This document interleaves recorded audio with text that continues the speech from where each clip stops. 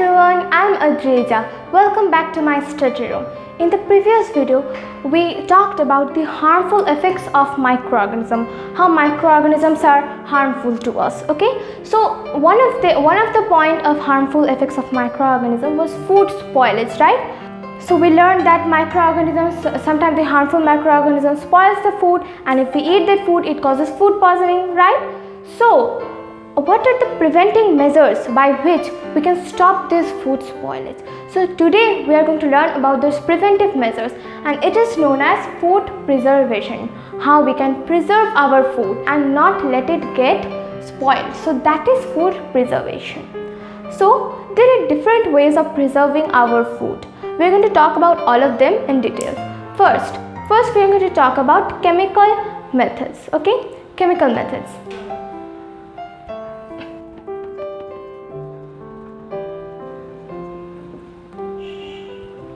Chemical methods. So what are chemical methods? So here comes a term known as preservatives. What are preservatives?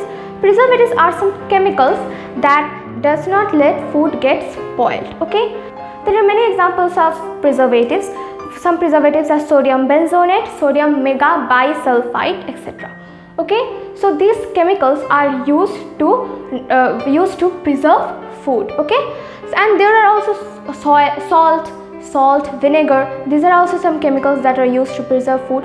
They are used to preserve pickles, not only pickles, jams, squashes. Okay, so these are the chemical methods by which we can preserve food items like pickles, jams, jellies, squashes, etc. Now the next one is preservation by common salt. Okay,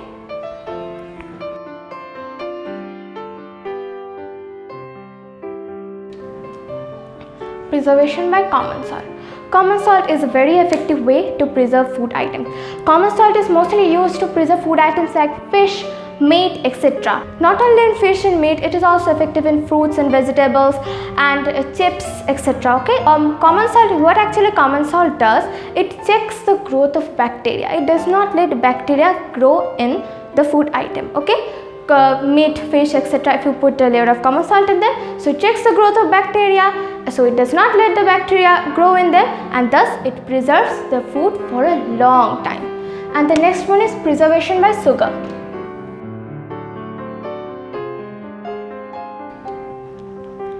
Preservation by sugar. So how does sugar preserve? Examples are jams, jellies, squashes. Okay, these are generally preserved by sugar. So what happens? Sugar actually reduces the moisture in the food item. What happens? Sugar reduces the moisture. There is moisture in every food item, right? The sugar reduces the moisture in the food item, and when moisture is reduced, bacteria cannot live in them or even grow in them. Okay, so if it reduces the moisture, then bacteria will not grow in it, and it will also not cause any harmful effects. So that is how sugar preserves the food. It reduces the moisture and bacteria cannot grow in less moisture area. Okay, so this is how sugar preserves our food items. For example, jams, jellies, squashes, etc.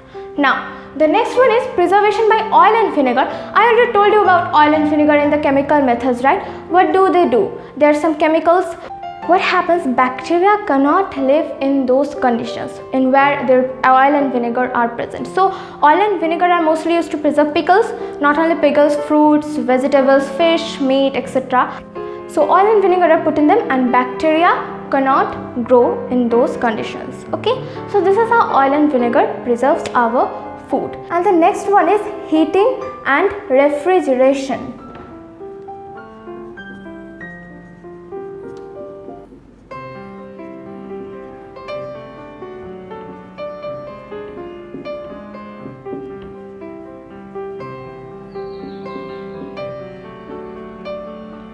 Okay, so how does heating and refrigeration preserves our food?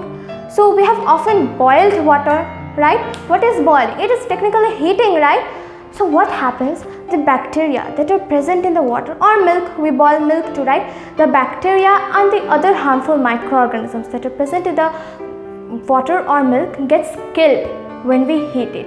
Bacteria and other microorganisms cannot live when the water or milk is getting heated. Okay, they simply get killed. So that is how heating or boiling kills the microorganism and thus preserves our food. Okay, we also heat cooked food, right? Before eating them, we heat cooked food.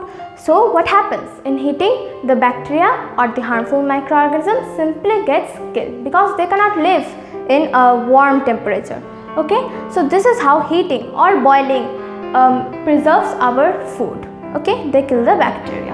And the refrigeration, of course, we always kept food items in refrigerator, right? In refrigerator, it is what? Actually, it is cooling. Like heating, cooling also preserves our food. Heating preserves our food by killing the microorganisms, and cooling also preserves our food. It may not kill, but it stops the growth of the bacteria and the microorganisms. Okay, it stops the growth. So this is how refrigeration or freezing, cooling, etc.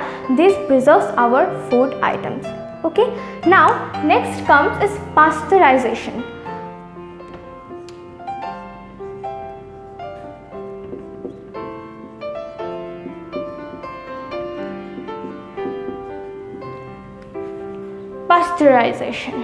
Pasteurization is actually heating and cooling only. But what happens? So it is a process in which milk is heated to 70 degrees centigrade, 70 degrees Celsius. Okay, it is a process in which first milk is heated to 70 degrees centigrade and quickly it is cooled down. Okay, so what happens from this process? From this process, the bacteria and the harmful microorganisms get killed because it is getting heated, and then suddenly it's getting cooled. So bacteria cannot live in such temperature, right? So they simply get killed. Okay, I'm telling you again what is pasteurization. At first, what happens? The milk is heated to 70 degrees Celsius from 15 to 30 seconds, and then suddenly it is chilled down, and then it is stored. It is stored packedly, okay, so that bacteria cannot grow in them. So this is pasteurization. If you want to consume pasteurized milk, then we don't even have to boil it because no bacteria is present. The bacteria have died, okay, because of pasteurization. So this is pasteurization. Pasteurization is a very effective way of preserving our food from bacteria and harmful microorganisms. Next one is storage and packing.